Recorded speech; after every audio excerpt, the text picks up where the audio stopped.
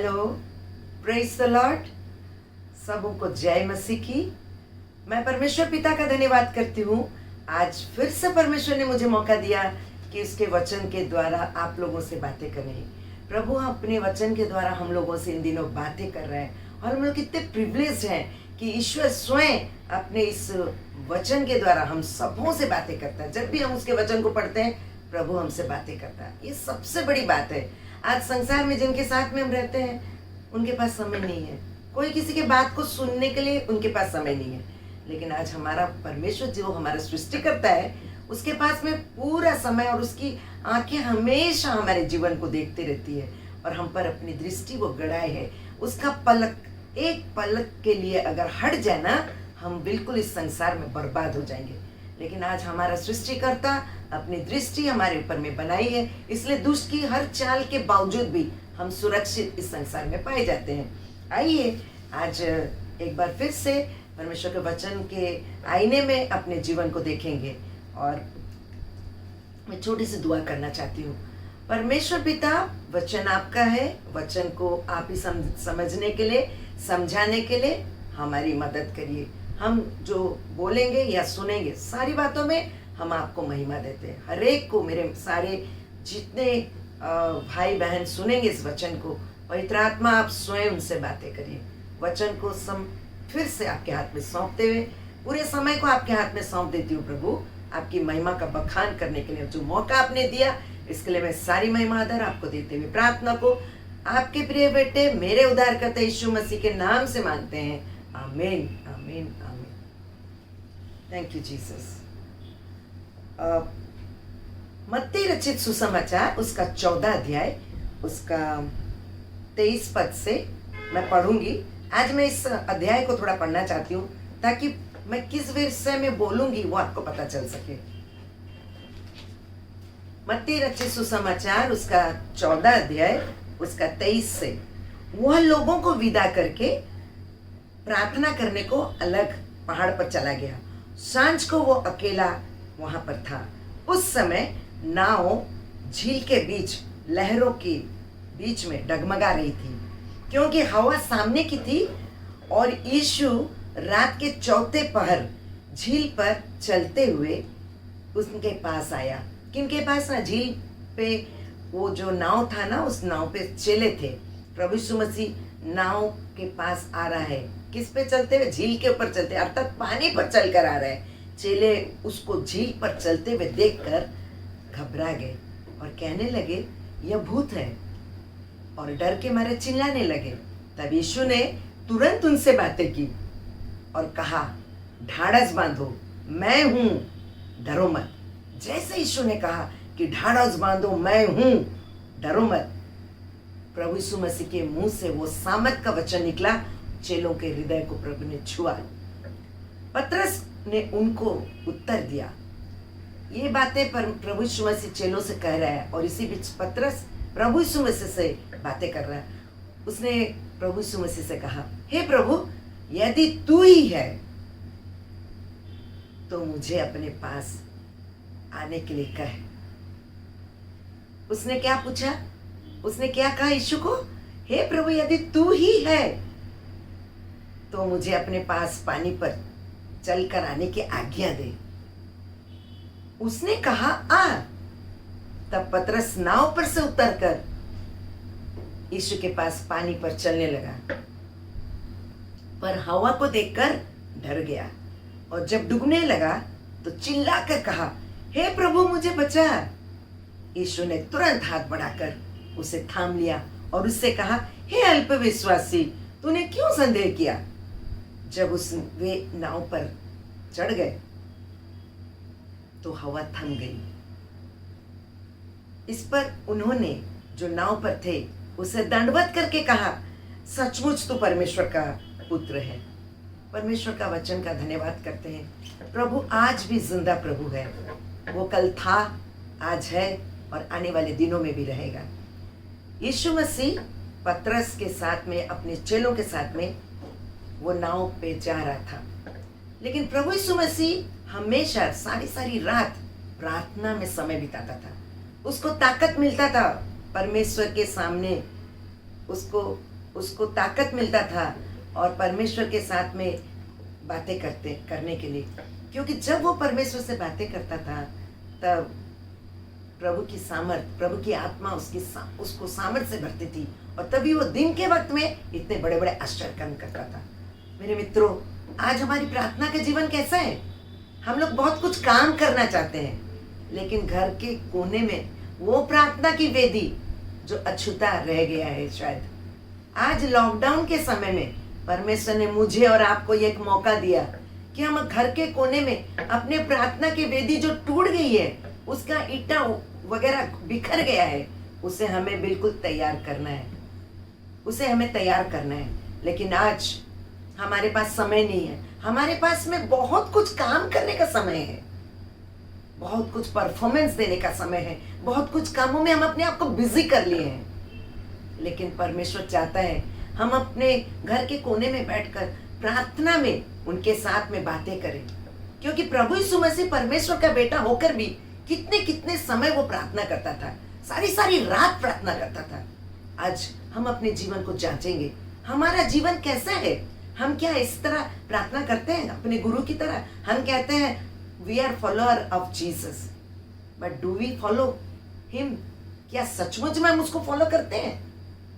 मेरे मित्रों, प्रभु यीशु मसीह के जीवन के द्वारा हम एक बात को सीखते हैं, वो ईश्वर का बेटा था, फिर भी वो सारी सारी रात प्रार्थना में समय बिताता था। और आज भी वो प्रार्थना करने के लिए उस पहाड़ पर गया था, और जब वो वहां से आ रहा था तब वो रात का चौथा पहर था। और चौथे पहर में सब हम अपनी नींद में सोए रहते हैं, और तब यीशु मसीह पानी पे चलकर आ रहा था। प्रभु यीशु मसीह कुछ भी कर सकता है, क्योंकि वो स्वयं परमेश्वर है, वो स्वयं प्रभु है, वो सृष्टि करता है, वो कुछ भी कर सकता है।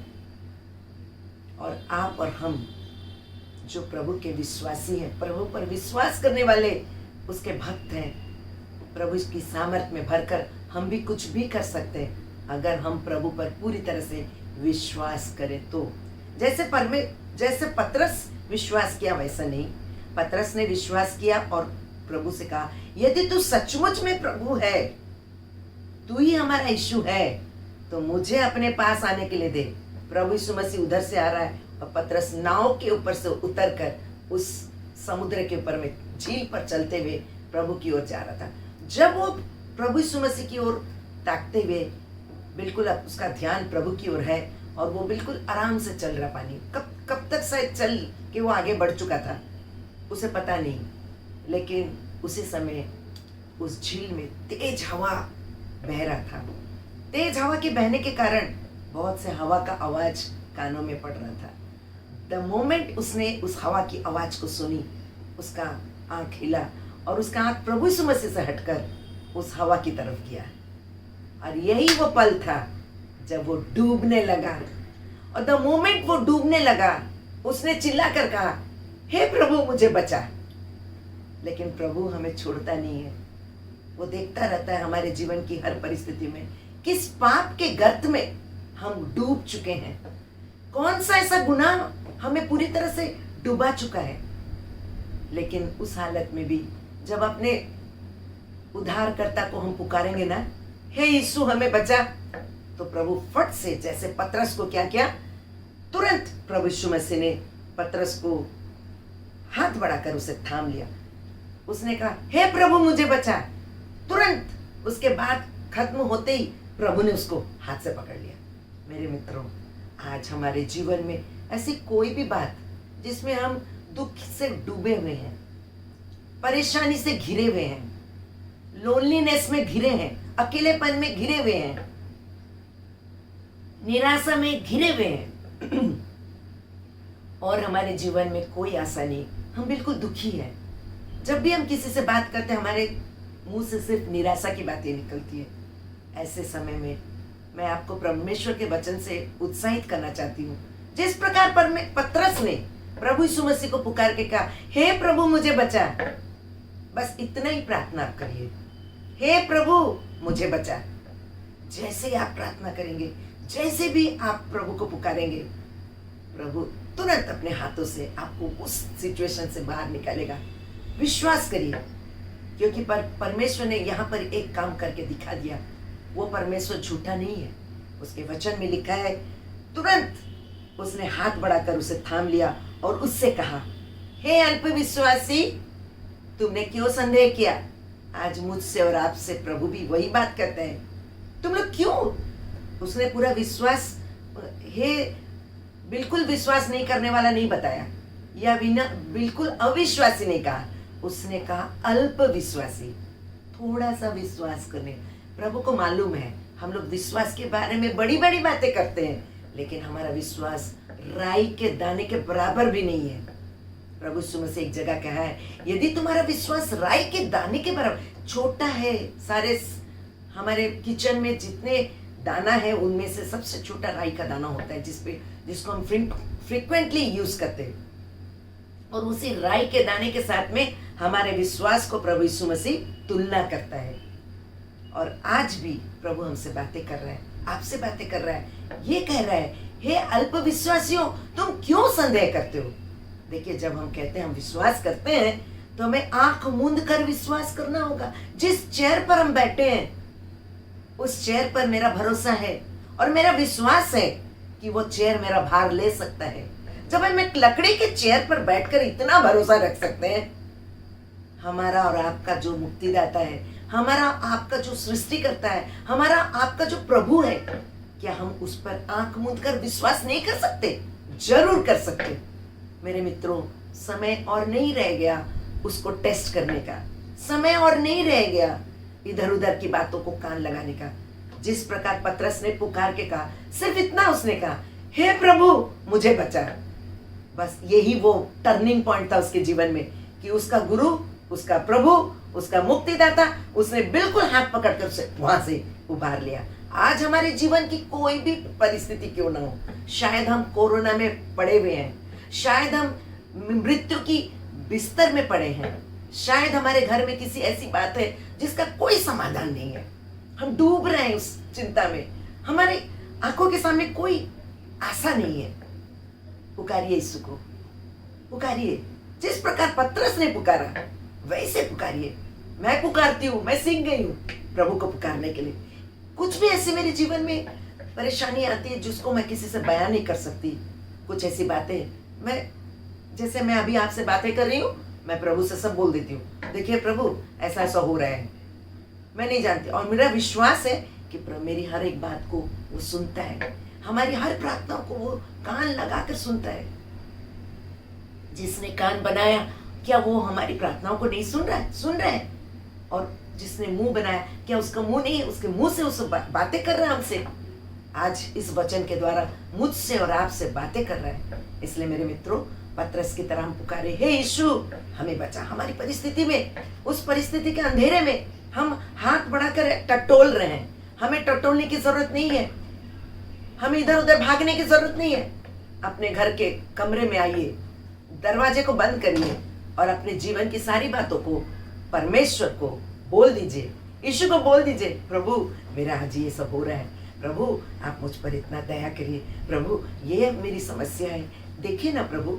प्रभु देख रहा है, क्योंकि वो आंखों से हमारी हर बात को देखता है, लेकिन वो इंतजार करता है। मेरे मित्रों, जिस पति के साथ में हम रहते हैं, जिस पत्नी के साथ में हम रहते हैं, हर एक दूसरे को बात करने के लिए हम लोग वेट करते हैं, कब मेरा पति मुझसे बातें करेगा, कब मेरी पत्नी मुझसे बातें करेगी। तो वो हमारा गुरु है, वो हमारा मुक्तिदाता है, वो हमारा प्रभु है। क्या वो हमारे लिए, जिसने अपना प्राण उस कलवरी के क्रूस पर दिया है, क्या वो इतना हमारे से अपेक्षा नहीं करता है, कि एक्सपेक्ट नहीं करता है कि वो हमसे पूछे, हमसे बातें करे, हमारी बातों को सुने? वो इंतजार करता है कि हम अपने मुंह से बोले, हे प्रभु हमें बचा। और जैसे ही उसने प्रार्थना की प्रभु को दिल से, तब उसने परमेश्वर का बेटा प्रभु यीशु मसीह ने तुरंत हाथ बढ़ाकर उसको उठाया, और जैसे प्रभु यीशु मसीह नाव पे चढ़ा, पूरा हवा का बहना थम गया। हमारे जीवन के सारी आंधी तूफान, सारे बाढ़ रूपी समस्या, तूफान रूपी चिंता, पहाड़ रूपी निराशा, सबको थामने के लिए यीशु मसीह हमारा जिंदा खुदा जो तीसरे दिन मृतकों में से जी उठा, उसका कब्र आज खाली है। उस प्रभु को हम उसकी आराधना करते हैं। तो मेरे मित्रों, आपके जीवन की कोई भी बात क्यों ना हो, प्रभु जरूर उसका समाधान करेगा, क्योंकि उसके पास ही समाधान है और वही कर सकता है, क्योंकि वो आपसे और मुझसे बहुत प्रेम करता है।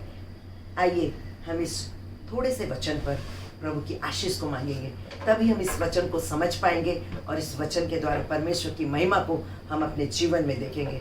हमारे जीवित अनुग्रहकारी परमेश्वर, हम आपका धन्यवाद करते हैं प्रभु जी।